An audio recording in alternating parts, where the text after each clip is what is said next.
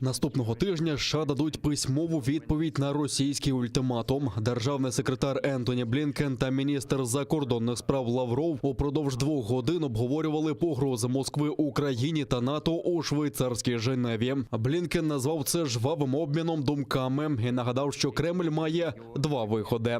Ми можемо продовжити роботу щодо спільного розвитку взаєморозуміння, яке забезпечить нашу взаємну безпеку. Але це залежить від того, чи припинить Росія агресію проти України.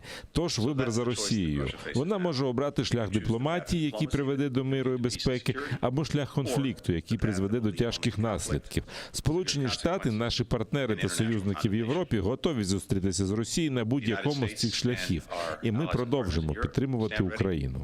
Лавров назвав зустріч проміжною і поскаржився на нерозуміння Заходу. На його думку, НАТО не має розширюватись, а у всьому, мовляв, винна Україна та Захід. Президент Зеленский, которого взяли под свое крыло наши западные коллеги, опекают его, поощряя на любые выходки, заявил публично, что если кто-то чувствует себя русским из граждан Украины, то пусть он убирается из Украины в Россию.